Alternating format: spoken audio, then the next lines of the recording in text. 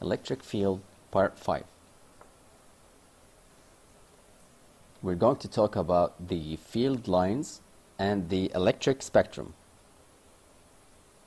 A field line is a directed curve such that the electric field vector is tangent at all its points. This is a field line that is directed in this way. If we want to draw the electric field vector at this point, we draw the vector tangent to this curve and directed in the same direction as the curve.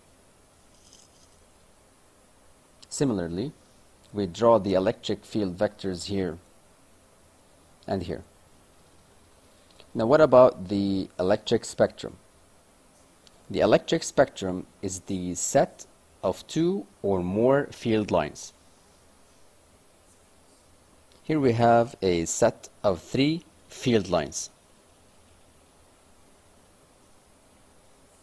Together, all these field lines form an electric spectrum.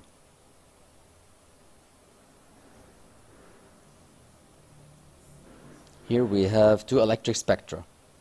In this region, we have 3 field lines. This spectrum is formed of 3 field lines. This spectrum is formed of 4. The tighter the field lines are, the greater the magnitude of the electric field is. If you want to compare the magnitude of E prime to that of E, we notice that E prime is greater than E.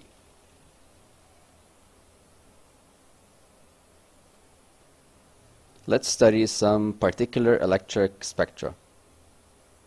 Let's start by the electric spectrum of a positive punctual charge. This is the positive charge.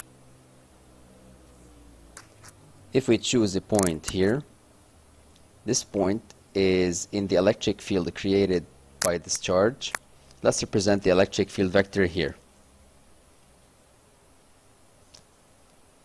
This is the electric field vector. Similarly, at this point, this is the electric field. At this point as well, this is the electric field vector. At this point as well. Here as well, this is the electric field vector. Also at this point. Again at this point.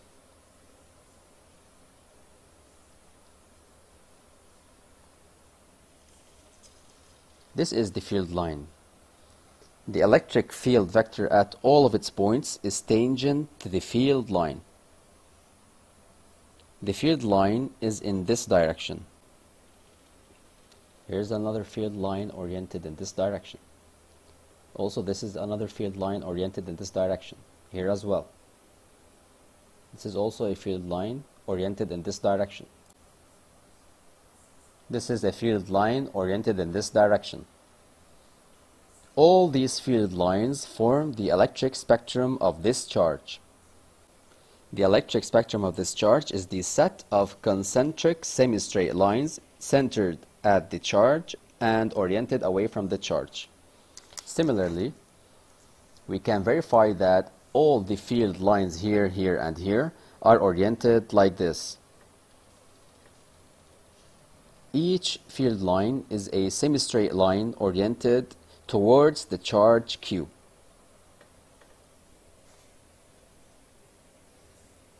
It is the set of concentric semi-straight lines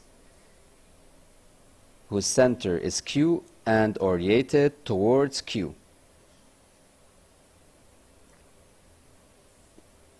Here we want to determine the electric spectrum of 2 charged plates.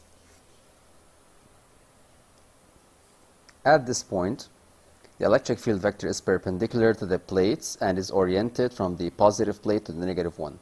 This is E. Similarly, this is E. Similarly, this is E. Each of these parallel lines is called a field line. The set of all the field lines is called the electric spectrum between the two charged plates. It is the set of parallel segments oriented from the positive plate to the negative one. The parallelism of these field lines implies that the electric field vector is constant. The field vector E is constant. The tighter the field lines are, the greater the magnitude of E is.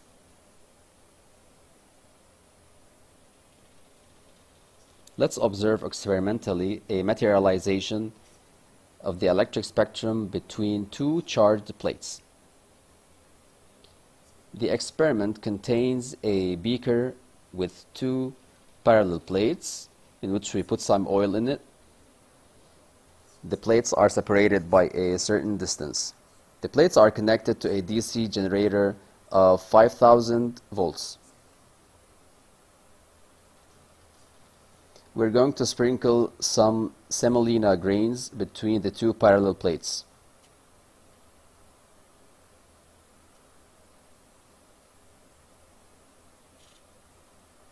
When turning the generator on, let's observe what happens.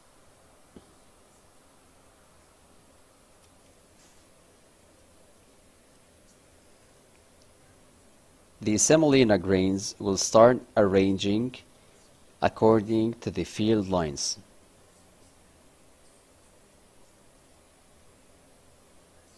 The field lines which are perpendicular to the plates. Let's sprinkle some more semolina grains.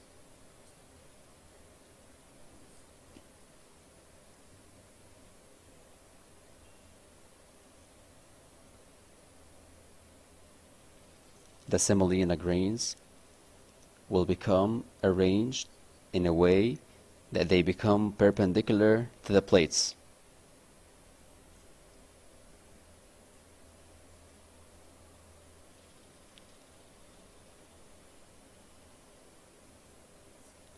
Let's stir them a little.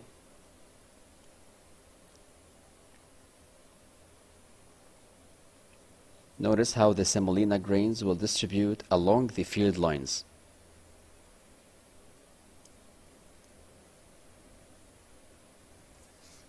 This distribution of the semolina grains materializes the field lines.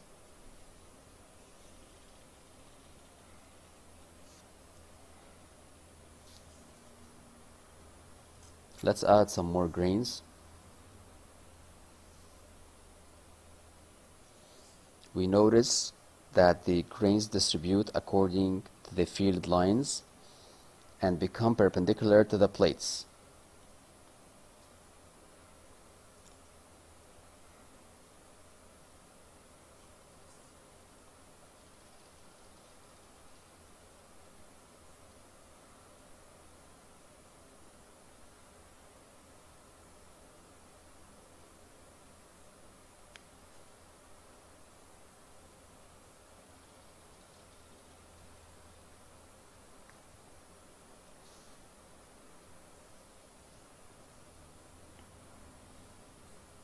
The semolina grains will distribute along perpendicular lines to the plates.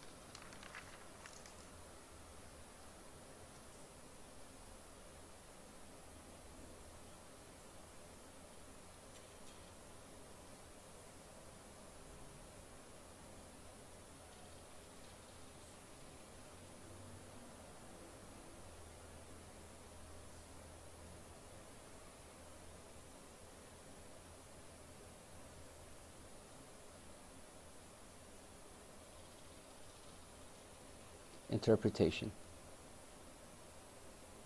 In this illustration, consider a semolina grain at the surface of oil and between the two parallel conducting plates.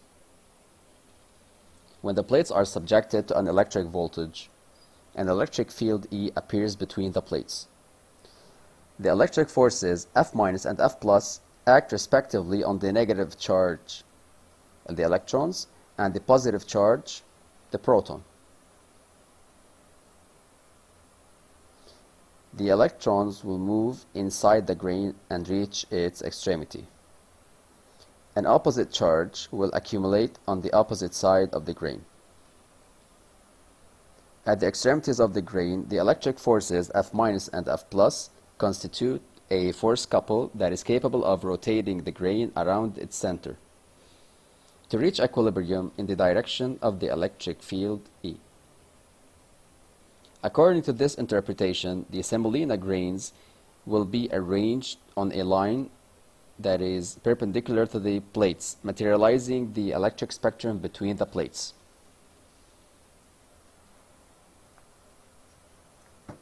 Let's dip a conducting rod in oil and connect the rod to the negative pole of the generator, and the positive pole will be connected to the ground.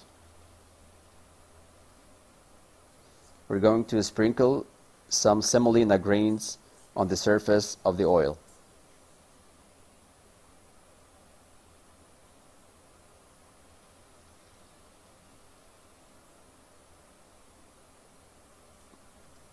When powering the generator,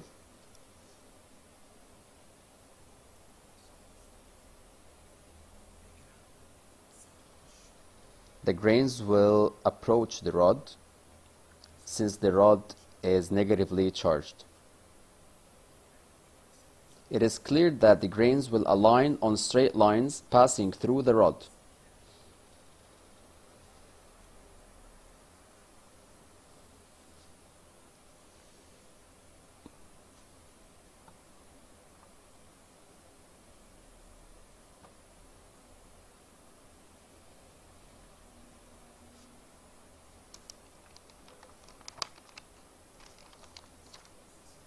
This is similar to the electric spectrum of a punctual charge. The punctual charge has the field lines of its spectrum being concentric and passing through the punctual charge.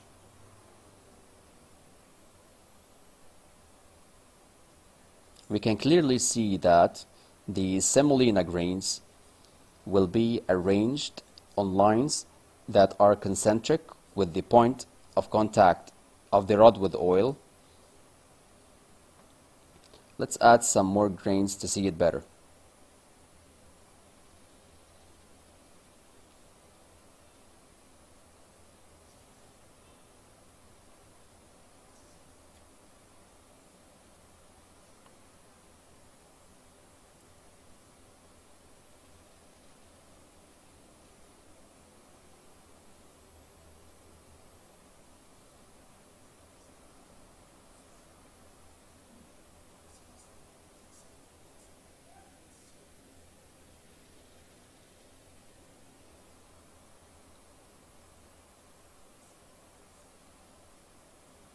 Now we're going to determine the work of the electric force acting on a punctual charge when the punctual charge is placed in a certain electric field. Let's consider a simple case. The punctual charge is moving in the electric field created by two parallel charged plates. The plates are separated by a distance d. The plates are subjected to a voltage UAB. When the charge is placed between these plates, it will be subjected to an electric force F, which is equal to Q times E. Let's assume that Q is positive. The force F to which the charge is subjected is parallel and has the same direction as E. Since F and E are proportional vectors, hence parallel, also Q is positive, so they have the same directions. E is the electric field between the two plates. The magnitude of E is given by the formula UAB over D. The vector E is constant. Q is constant. As a result, F is a constant force. The work of F, which is a constant force, when Q moves from M to N, is given by F dot Mn, scalar product of F and Mn. F is equal to QE dot Mn. Let's now determine the expression of the work done by F. We'll do that by decomposing Mn into two vectors, Mi and In, such that the triangle MIN is right at I.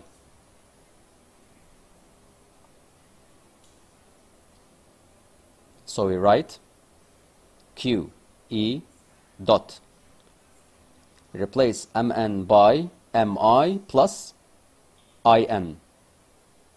When expanding, Qi dot Mi plus QE dot In. But notice that Mi is perpendicular to E, hence this scalar product is 0. So we obtain QE dot In. The work of F when its point of application moves from M to N is Q. What is the scalar product of two vectors? It is the magnitude of the first vector multiplied by the magnitude of the second vector multiplied by cosine of the angle between these two vectors. Cosine of the angle between E and In.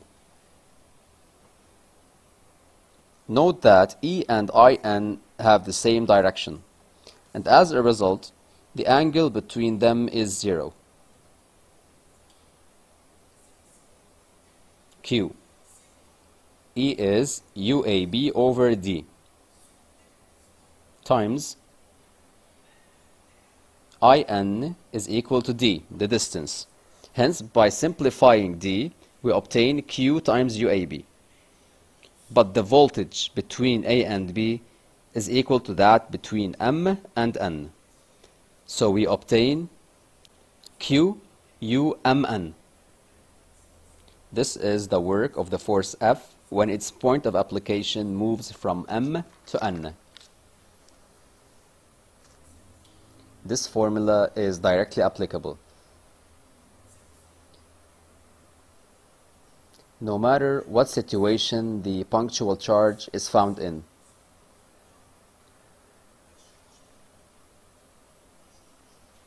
The work of the electric force that is applied on a punctual charge when it moves from point M to N is always equal to Q times UMN, the amount of charge multiplied by the voltage between the points M and N.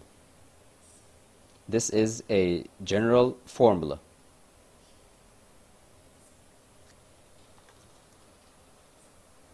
Now let's solve an application. We have two charged parallel plates. The voltage between the plates is 100 volts. A charge Q1 is moving from point M to point N. The charge Q1 is equal to 10 exponent minus 10 coulombs. Another charge Q2 is moving from point J to point I.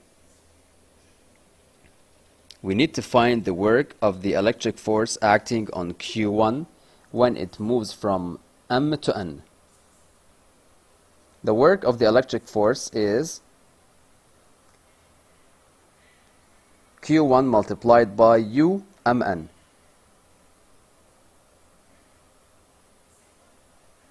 UMN is the voltage UAB. Q1 is equal to 10 exponent minus 10 coulombs, multiplied by UAB, which is equal to 100 volts, and the result is 10 exponent minus 8 joules. The work of the force F2 acting on Q2 when it moves from J to I is equal to Q2 multiplied by the voltage UGI.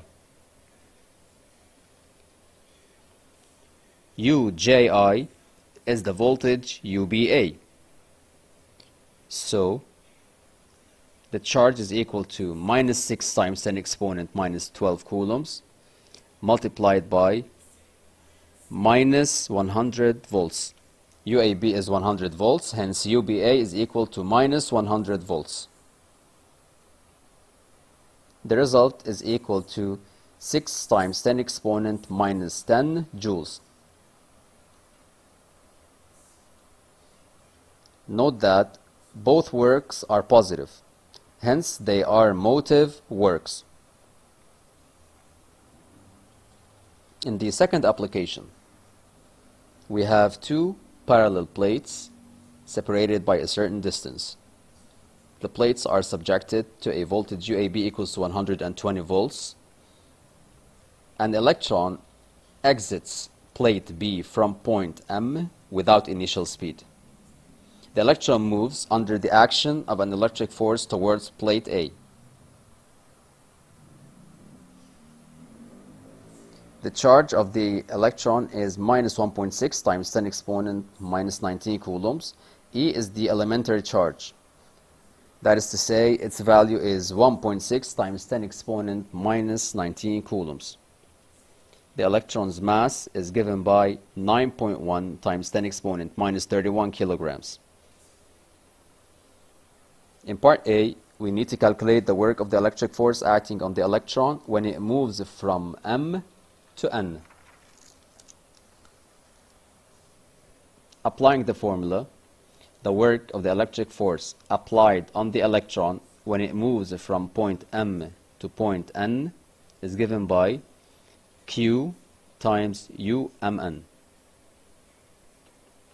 Q is the electron's charge. UMN is UBA. UBA.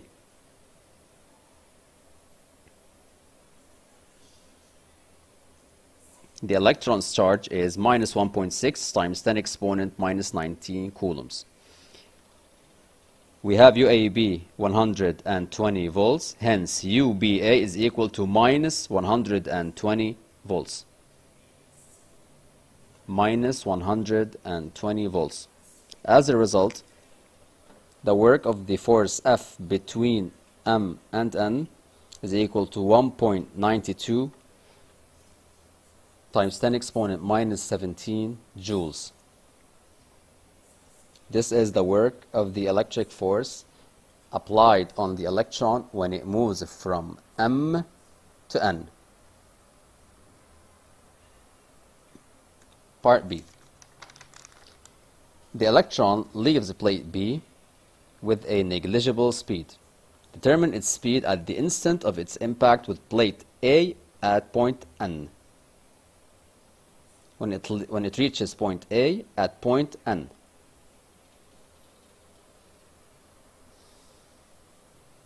The electron leaves plate B without speed.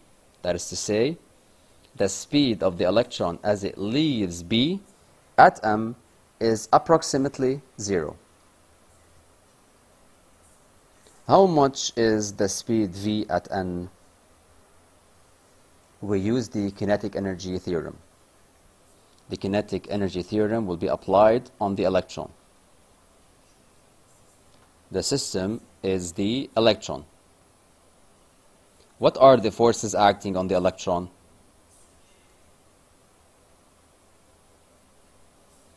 The electron is found in the electric field created by the plates.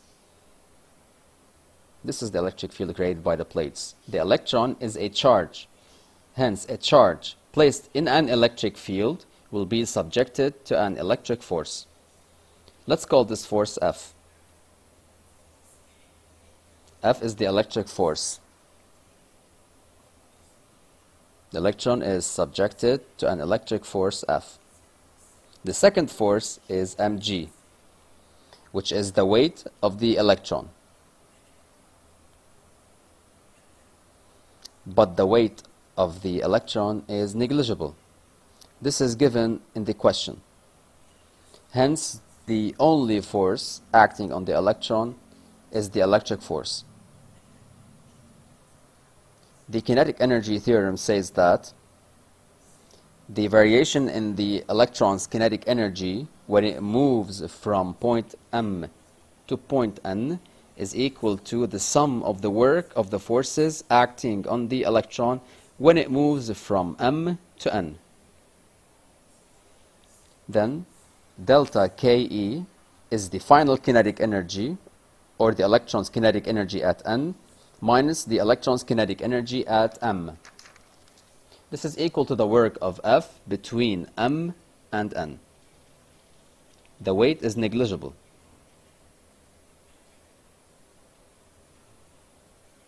The speed at M is 0. Hence, the kinetic energy at M is 0. The final kinetic energy is equal to half m of the electron multiplied by v squared at n. This is equal to the work of F from m to n. The speed at n is equal to 2 times the work of F over the mass of the electron under the square root. This is equal to the square root of 2 times 1.92 times 10 exponent minus 17 over the mass of the electron, which is 9.1 multiplied by 10 exponent minus 31. The speed of impact of the electron with plate A is approximately 6.5 times 10 exponent 6 meters per second.